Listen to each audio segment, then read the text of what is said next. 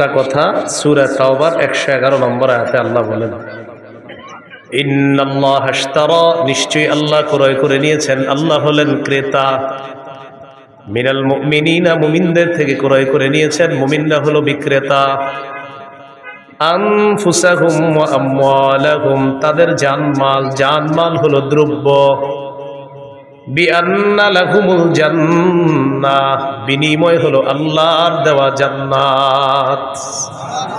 এটা হলো মূল্য।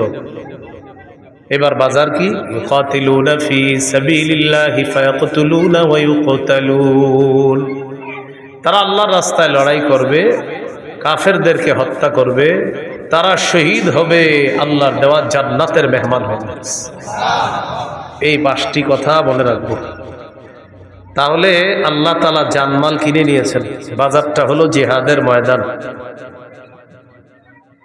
জিহাদ কি? সূরাতুস সফফি 10, 11, 12 নম্বর আয়াতে আল্লাহ বলেন, 28 পারা 11 নম্বর পৃষ্ঠা,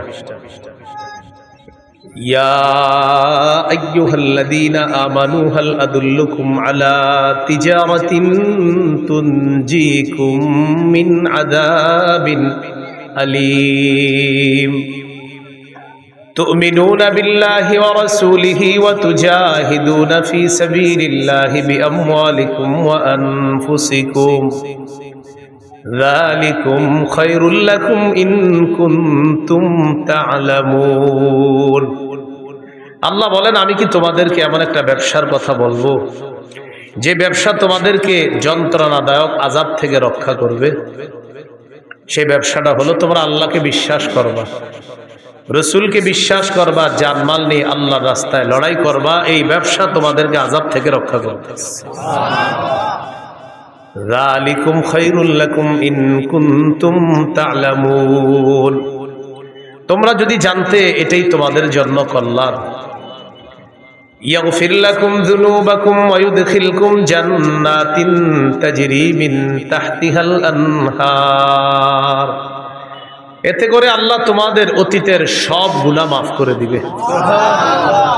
তোমাদেরকে এমন বাগানে প্রবেশ করাবে যার তলদেশ দিয়ে নহর সমূহ প্রবাহিত হয়। ওয়া মাসাকিনা তাইয়িবাতান ফি জান্নাতি আদ, তোমাদেরকে আল্লাহ তাআলা চিরস্থায়ী বসবাসের জান্নাতের মধ্যে তোমাদের মনোভূত ঘর বাড়ির মালিক আল্লাহ তোমাদেরকে বানাবেন। যালিকাল ফাউজুল আযীম, আল্লাহ বলেন এটা মহান সফলতা। ওয়া উখরা তুহিব্বুনাহা নাসরুম মিনাল্লাহি ওয়া ফাতহুন করিব ওয়া বাশশিরিল মুমিনিন, আল্লাহ তাআলা তোমাদের মনোভূত আরো অনেক নিয়ামত তোমাদেরকে দান করবেন। এর মধ্যে একটা হলো আল্লাহর পক্ষ থেকে তোমাদের কাছে সাহায্য আসবে, আসন্ন বিজয় আল্লাহ তোমাদেরকে দান করবেন। শেষে আল্লাহ বলেন, ওয়া বাশশিরিল মুমিনিন, নবী মুমিনদেরকে আপনি সুসংবাদ জানায় দেন। সূরা হুজুরাতের 15 নম্বর আয়াতে আল্লাহ বলেন, ইন্নামাল মুমিনুনা আল্লাযীনা আমানু বিল্লাহ ওয়া রাসূলিহি সুম্মা লাম ইয়ারতাবু ওয়া জাহাদু বিআমওয়ালিহিম ওয়া আনফুসিহিম ফি সাবিলিল্লাহ। আল্লাহ তাআলা বলেন, প্রকৃত ঈমানদার হলো তারা যারা আল্লাহকে বিশ্বাস করে, রসুলকে বিশ্বাস করে, সামান্য সন্দেহ করে না, জানমাল নিয়ে আল্লাহর রাস্তায় লড়াই করে। আল্লাহ তাআলা বলেন তারা হলো খাঁটি ঈমানদার। উলাইকা হুমুস সাদিকুন, আমি আল্লাহ পবিত্র কোরআনে তাদেরকে খাঁটি সত্যবাদী বলে ঘোষণা করলাম। ঈমান আল্লাহকে, রসুলকে বিশ্বাস করা, সন্দেহ না করা, জানমাল নিয়ে জিহাদ করা। আল্লাহ বলেন কোরআনে বলে দিলাম তারা খাঁটি সত্যবাদী।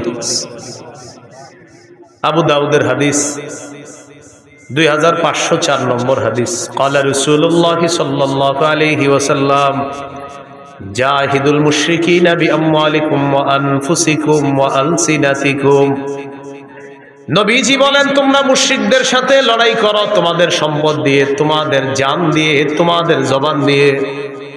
নবী বলেন সম্পদ দিয়ে লড়াই করো, জান দিয়ে লড়াই করো, তোমাদের জবানের মাধ্যমে লড়াই করো।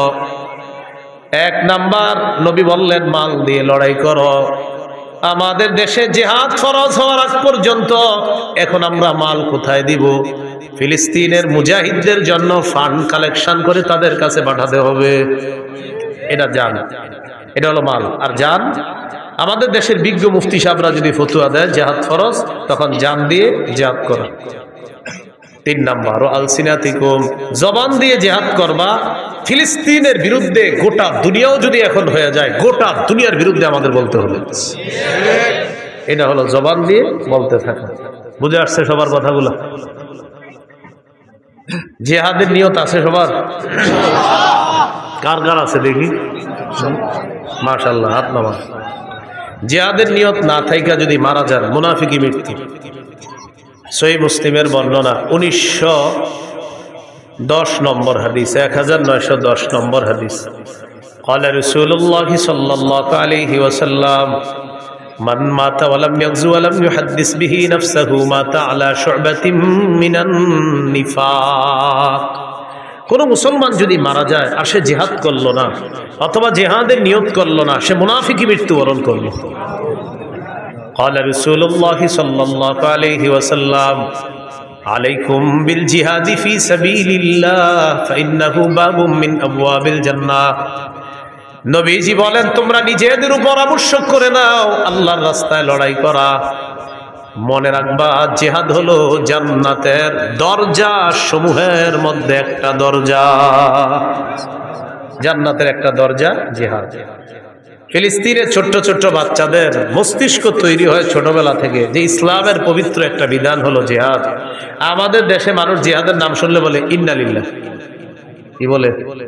মানে এটা আবার কি বললেন হুজুর? এই বিষয় ছাড়া অন্য কিছু থাকলে বলেন। মা বোনরা শোনেন, সন্তানকে শৈশব থেকে জিহাদের মানসিকতায় বড় করতে হবে। পৃথিবীর যে গতি দেখা যাইতেছে, মুসলমানদের মধ্যে প্রচুর মুজাহিদ বাহিনী তৈরি করা এখন সময়ের দাবি। আল্লাহ কথাগুলো বুঝার তৌফিক দান করেন। قال رسول الله صلى الله عليه وسلم من قتل في سبيل الله فوق ناقة وجبت له الجنة। নবীজি বলেন, কেউ যদি আল্লাহর রাস্তায় লড়াই করে এই পরিমাণ ওটের দুধ 2 বার আপনি পান করলেন, একবার এরপরে আবার পান করলেন, এই যে মাঝে সময়টা গ্যাপ হয়, নবী বলেন এই পরিমাণ কোন ব্যক্তিও যদি আল্লাহর রাস্তায় আল্লাহর দ্বীন প্রতিষ্ঠিত করার জন্য লড়াই করে, তার জন্য আল্লাহর জান্নাত ওয়াজিব হয়ে যায়। এই জন্য জিহাদের নিয়ত সবাই রাখবো, বলেন ইনশাআল্লাহ। আবু দাউদের হাদিস, 2484 নম্বর হাদিস, 2484। قال رسول الله صلى الله عليه وسلم لا تزال طائفة من أمتي يقاتلون على الحق ظاهرين على من ناوأهم। নবীজি বলেন, আমার উম্মতের একটা দল সদা সর্বদা হকের পক্ষে লড়াই করবে। তাদের সাথে বাতিল লড়াই করতে আসবে, বাতিলদেরকে তারা নাস্তানাবুদ করে ছাড়বে, বাতিলদেরকে তারা সর্বশেষ পরাজিত করে ছাড়বে। যার বড় প্রমাণ হলো বর্তমান আফগানিস্তান। কোন দেশ? আফগানিস্তান। অভিভাবক বানাইছে কাকে জানেন? আল্লাহকে। কাকে? আমাদের অভ্যাস হলো এক তাগুত অভিভাবক বানানোর পর এটারে ছাইরা আরেক তাগুতকে অভিভাবক বানাই। সূরা বাকারার 257 নম্বর আয়াতে আল্লাহ বলেন, আল্লাহু ওয়ালিয়্যুল্লাযীনা আমানু, ঈমানদারদের অভিভাবক হলেন আল্লাহ। বলেন ঈমানদারের অভিভাবক কে? আল্লাহ। সূরা মাঈদার 51 নম্বর আয়াতে আল্লাহ বলেন, ইয়া আইয়ুহাল্লাযীনা আমানু লা তাত্তাখিযুল ইয়াহুদা ওয়ান নাসারা আউলিয়া। হে ইমানদারগণ, ইহুদি খ্রিস্টানদেরকে অভিভাবক রূপে গ্রহণ করবা না। বারবার আমরা ভুল করি, এক অভিভাবক ছেড়ে আরেক অভিভাবক ধরি, কিন্তু মজার ব্যাপার আর দুঃখের ব্যাপার আর ইন্টারেস্টিং ব্যাপার, আগে যেটাকে ধরি সেটাও তাগুত, পরে যেটাকে ধরি সেটাও তাগুত। তাই মুসলমানদের চূড়ান্ত ভাগ্য পরিবর্তন হয় না। এই জন্য বাংলাদেশে একটা সময় চলতেছে এখন যদি হুজুররা গুতাগুতি বন্ধ না কইরা, এখন যদি এক না হইতে পারে, আগামী 50 বছরে এই সুযোগ আর আসবে না। এটা এখন চলছে আমাদের বাংলাদেশের সব মুসলমানদের মনের দাবি একটা এখন, যে আমরা বাংলাদেশে ইসলামী মাইন্ডের কোন নেতা চাই। এটা সব মুসলমানদের না মনের চাওয়া। আপনি খুঁজে দেখেন হাঁটতে হাঁটতে সবার এটা চাওয়া। কিন্তু এই সুযোগটা যদি কাজে না লাগাই, পরে ওই যে ওই একটা আগুন ছাইরে আর একটারে দড়ি, বৃষ্টি থেকে বাঁচার জন্য ঝর্ণার নিচে এসে দাঁড়াই। কোথেকে বাঁচার জন্য কই দাঁড়াই? কেউ আপনার ঝর্ণার নিচে কেন? বাইরে বৃষ্টি, এখানে কি? ও আচ্ছা, এই ভুল বারবার করলে ভাগ্য পরিবর্তন হবে না। আবু বকর, ওমর, উসমান, আলী রাদিয়াল্লাহু তাআলা আনহুম, তাদের যুগের সেই খেলাফতের রাশেদা, খেলাফত ব্যবস্থা ছাড়া মুসলমানদের চূড়ান্ত ভাগ্য পরিবর্তন হবে না, হতে পারে না কিয়ামত পর্যন্ত। তো বলছিলাম রাসূলুল্লাহ সাল্লাল্লাহু আলাইহি সাল্লাম বলেন, লা তাজালু তাইফাতুম মিন উম্মতি ইউকাতিলুনা আলাল হক, আমার উম্মতের একটা দল সদা সর্বদা হকের পক্ষে লড়াই করবে। যাহিরিনা আলা মান্না ওয়া আহুম, তাদের বিরুদ্ধে যারা থাকবে তাদেরকে তারা পরাজিত করে ছাড়বে। হাত্তা ইউকাতিলা আখির উম্মতি আল মাসিহ আদ-দাজ্জাল, এমনকি আমার উম্মতের সর্বশেষ দলটি দাজ্জালকে পর্যন্ত পরাজিত করবে। আমার উম্মতকে আল্লাহ বিজয় দান করবে।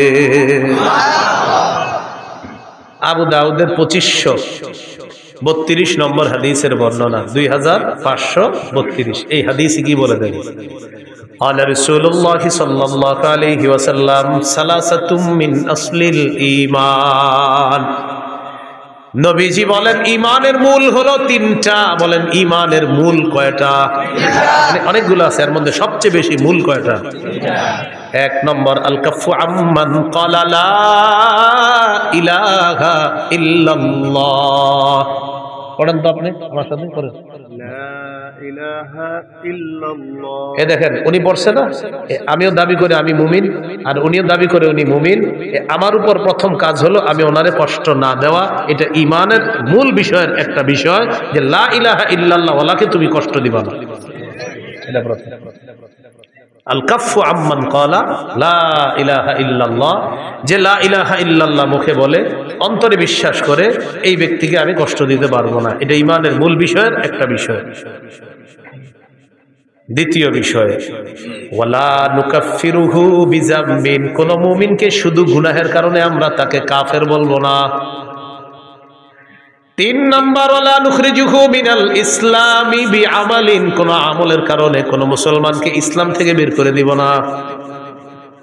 কোন আমলের কারণে ইসলাম থেকে তাকে আমরা বের করে দিব না। হ্যাঁ হুজুর, তার ব্যাপারে কোনো ফতোয়া আসবে, এটা ফতোয়া বিভাগ ফতোয়া দিবে, আপনি কথায় কথায় কাউরে কাফের বলে ফেলবেন। তাহলে ইমানের মূল বিষয় তিনটা। এক নাম্বার আল কাফু আম্মান ক্বালা লা ইলাহা ইল্লাল্লাহ, যে ব্যক্তি বলে লা ইলাহা ইল্লাল্লাহ তাকে কোনো কষ্ট না দেওয়া। দুই নাম্বার ওয়ালা নুকাফিরুহু বিযামবিন, কোন মুমিনকে গুনাহের কারণে আমরা কাফের বলবো না। তিন নাম্বার ওয়ালা নুখরিজুহু মিনাল ইসলামি বিআমাল, কোন মুমিনের কোন আমল দেখাই তাকে আমরা ইসলাম থেকে বের করে দিব না। এরপর আল্লাহ নবী বলেন, ওয়াল জিহাদু মাযিন মুনযু বাসানি আল্লাহু ইলা আইয়ুকাতিলা আখির উম্মতি আদ-দাজ্জাল। নবী বলেন, আমি যেদিন থেকে আল্লাহ আমাকে নবুয়ত দান করছেন, সেদিন থেকে জিহাদ জারি আছে, জিহাদ ফরজ আছে, কিয়ামত পর্যন্ত চলতে থাকবে। আমার উম্মতের শেষ দলটা দাজ্জালের সাথে লড়াই করা পর্যন্ত আমার এই জিহাদের যে বিধান আল্লাহ দিয়েছেন, কিয়ামত পর্যন্ত এটা চলতেই থাকবে। তাহলে কিয়ামত পর্যন্ত জিহাদ চলতে থাকবে। এবার আমার সাথে বলেন কোন জালেমের জুলুম,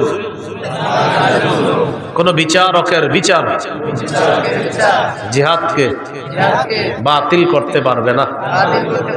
নবীজি বলেন, লা ইউতিলুহু জাওরু জাইরিন ওয়ালা আদলু আদিলিন, কোন জালেমের জুলুম আর কোন বিচারকের বিচার জিহাদকে বাতিল করতে পারবে না। কোন দেশের সুপ্রিম কোর্ট, হাইকোর্ট যদি ফতোয়া দেয়, হাইকোর্ট যদি এই বিচার দেয়, এই রায় দেয়, হাইকোর্টের পক্ষ থেকে যদি এই বিচার আসে আর এই রায় আসে, পেপারে আসে, কি আসে? যে দেশে জিহাদ করা যাবে না, জিহাদের বিধান বাতিল। নবীজি বলেন, তোমরা বলে দিবা তুই বাতিল। কারণ বিচারকের বিচার তো জিহাদ বাতিল করতে পারে না। তো কেউ যদি বলে জিহাদ বাতিল, আপনি বলবেন, প্রিয় ভাইয়া আপনি বাতিল, প্রিয় বিচারক আপনি বাতিল। বলবে এটা কোনো কথা? বলবে আমাদের নবী বলছে আপনি বাতিল। কারণ আপনার বিচার জেহাদ এটা বাতিল করতে পারবে না। নবীর আল্লাহ যেদিন থেকে নবী বানাইছে কিয়ামত পর্যন্ত জেহাদের বিধান চালু থাকবে। আপনার মতো বিচারকের বিচার আর কোন জালেমের জুলুম কিয়ামত পর্যন্ত পবিত্র জিহাদকে বাতিল করে নাই, করতে পারবে না। আপনি করলেও হবে না, আপনি বাতিল হবে। এই হলো জেহাদের বিধান। আল্লাহ আমাদেরকে বুঝার তৌফিক দান করেন। তবে ওই বিষয়টা গুরুত্বপূর্ণ। আমরা জিহাদ করব কখন? এদেশের বিজ্ঞ মুফতিরা ফতোয়া দিবে যখন। বিজ্ঞ মুফতি সাহেবরা ফতোয়া দিতে হবে। আপনি সকালে গিয়ে আবার কিছু উড়ে দিয়ে না, বিজ্ঞ মুফতি সাহেবদের ফতোয়া লাগবে, তখন জিহাদ ফরজ হবে। আল্লাহ কথাগুলা বুঝার তৌফিক দান করেন। সহিহ বুখারীর বর্ণনা 3123 নম্বর হাদিস। عن أبي هريرة رضي الله تعالى عنه قال قال رسول الله صلى الله عليه وسلم تكفل الله لمن جاهد في سبيل الله لا يخرجه إلا الجهاد في سبيله وتصديق كلماته بأن يدخله الجنة أو يرجعه في مسكنه الذي خرج منه ما نال من أجر أو غنيمة। কোন ব্যক্তি জিহাদে বের হয়েছে, শুধু জিহাদের নিয়তেই বের হয়েছে এবং আল্লাহর কথাগুলা বিশ্বাস করছে, হ্যাঁ জিহাদ করলে এই লাভ, এগুলা জেনে সে বের হয়েছে। এই ব্যক্তি জিহাদের ময়দানে যাওয়ার পর আল্লাহ দায়িত্ব নিয়ে নেয়, হয়তো শহীদ বানায় তাকে জান্নাতে পৌঁছায় দিবে, না হয় প্রচুর গনিমতের মাল সহ তার ঘরে আল্লাহ তাকে ফিরিয়ে দিবে।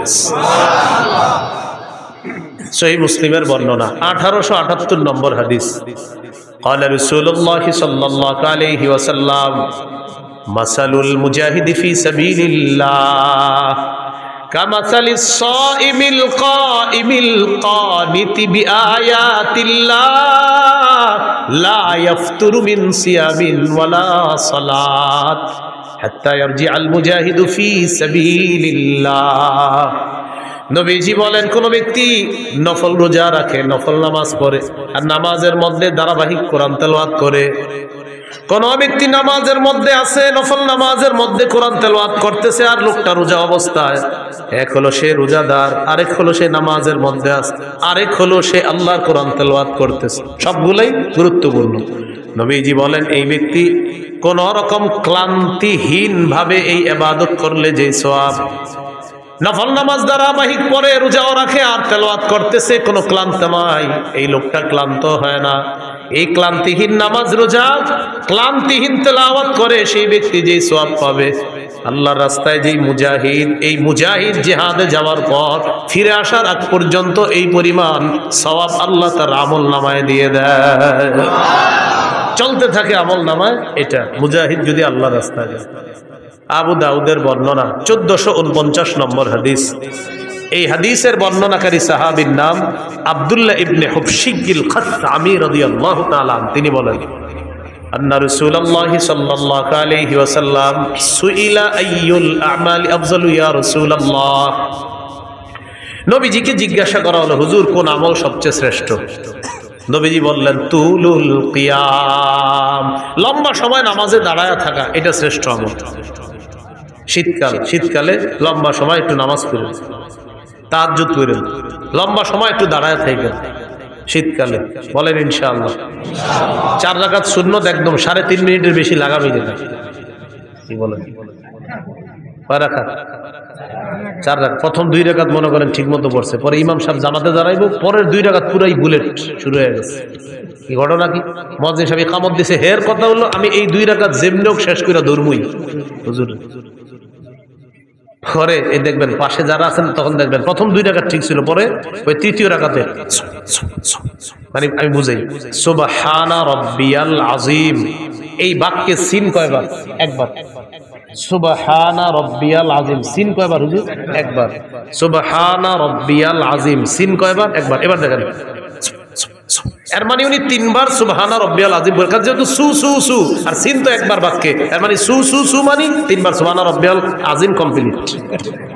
এটা পাশে থেকেও শুনবেন সময় দেখবেন, মানে কি আপনি সুব কি এই বাক্যে যদি সিন তার যে 3-4 বার আছে তাহলে বুঝতাম আপনি একটাই বলছেন বাক্য, কিন্তু বাক্যে তো সিন একবার, এর মানে আপনি সু সু 3 বার বলা মানে আপনি সুবহানা রাব্বিয়াল আযীম 3 বার পড়ে ফেলছেন। এরকম পাশে দেখবেন আল্লাহু আকবার, আল্লাহর সাথে তামাশা করেন, ফাজলামি করেন। তুলুল কিয়াম, লম্বা সময় নামাজে দাঁড়ানো বড় ইবাদত। ভাই নামাজ ধীরস্থির ভাবে পড়েন, জীবনে এই কাজটা খুব সুন্দরভাবে করবেন, বলেন ইনশাআল্লাহ। উযু করবেন সুন্দরভাবে, মসজিদে নামাজ পড়বেন সুন্দরভাবে, নামাজের সাথে কোনো আপোষ করবেন না। এমনকি আলোচক যারা আলোচনা করে তাদের আলোচনা যদি মনে করেন আলোচনায় উঠাবে, তারা আলোচনার মাঝেও নামাজকে তাড়াহুড়া না করা, সফরে অন্তত আলাসরিন না আতইন এটাও সুন্দর মতো পড়তে হবে, সুবহানা রাব্বিয়াল আযীম আলা এটা সুন্দর মতো পড়তে হবে, কমপক্ষে 3 বার সুন্দর মতো পড়তে হবে। 1 মিনিটে 2 রাকাত যেন শেষ না হয়, বিষয়টা দিকে খেয়াল রাখবেন।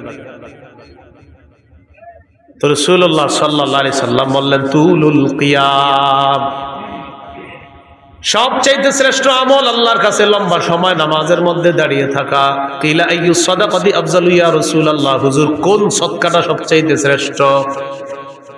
নবীজি বললেন জাহদুল মুকিল্লি, কোন ব্যক্তি পরিশ্রম করে কষ্ট করে উপার্জন করে যেই সম্পদ, এই কষ্টার্জিত উপার্জন থেকে যদি সে আল্লাহর রাস্তায় দান করে, সদকা করে, মাদ্রাসায় দেয়, তার এই সদকা আল্লাহর কাছে সর্বশ্রেষ্ঠ সদকা হয়ে যায়।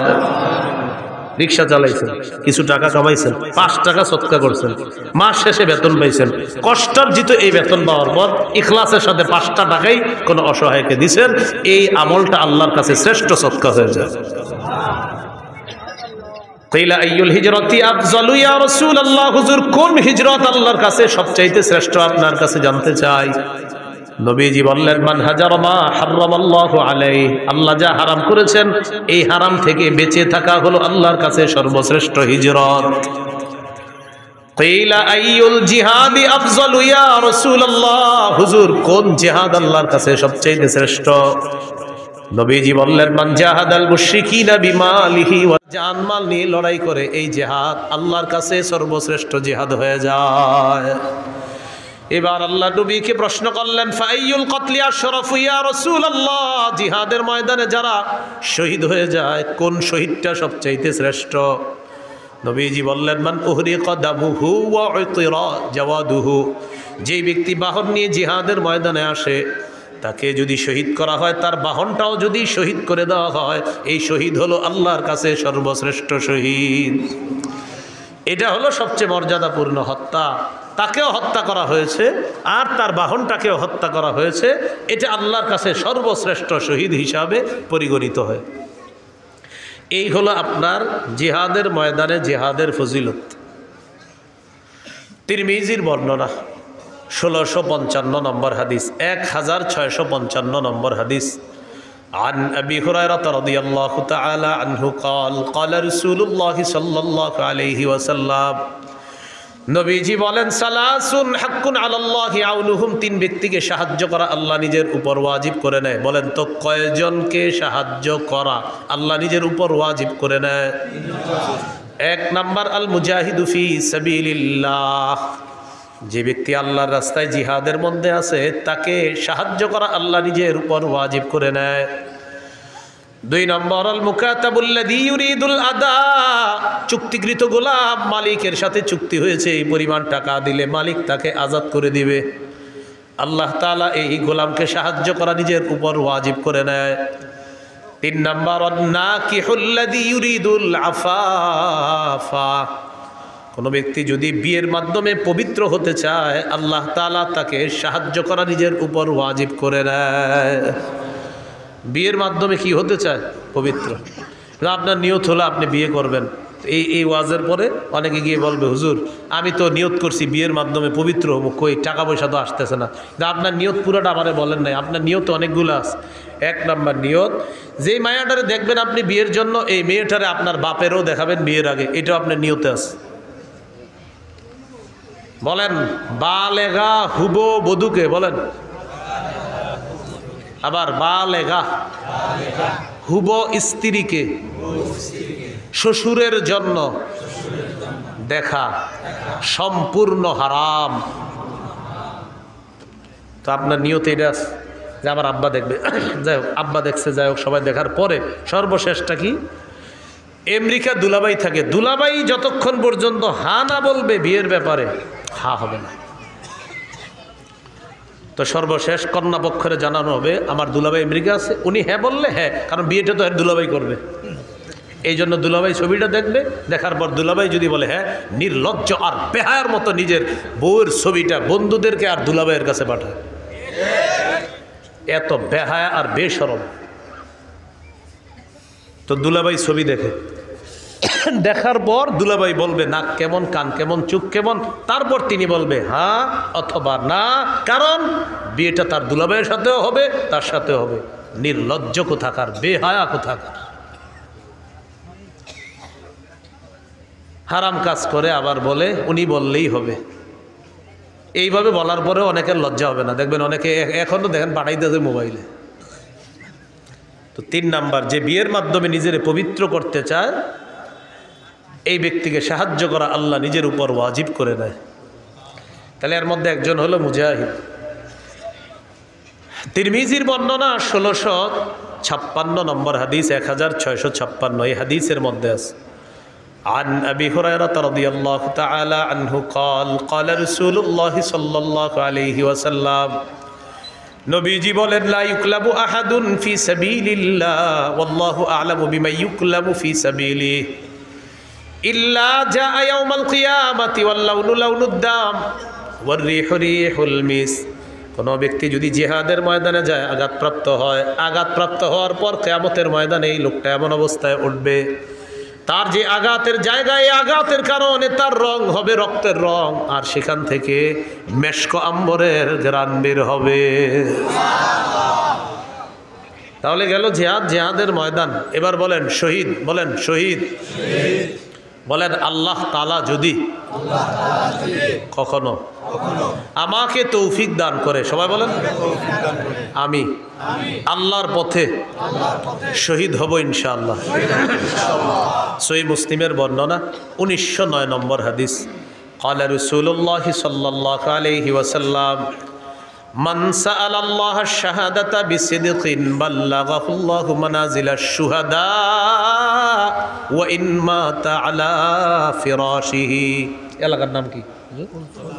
ফুলতলা। এই ফুলতলার একজন নিয়ত করছে, আল্লাহ আপনি যদি আমারে কখনো সুযোগ দেন আমি শহীদ হব। কোন এলাকার? ফুলতলার। তো নিয়ত করছে আল্লাহ সত্যি আমি শহীদ হব, নিয়ত করছে। সে যদি তার ঘরের বিছানায়ও মারা যায় আল্লাহ তাকে শহীদদের মর্যাদায় পৌঁছায় দিবে। তিরমিজির হাদিস 1661 নম্বর হাদিস, বাস হয়ে গেছে তো। 1661 নম্বর হাদিস তিরমিজির এই হাদিসের মধ্যে আছে قال رسول الله صلى الله عليه وسلم ما من أحد من أهل الجنة يسره أن يرجع إلى الدنيا غير الشهيد। নবীজি বলেন জান্নাতের মধ্যে যারা থাকবে তারা কেউ দুনিয়ার মধ্যে আসতে চাই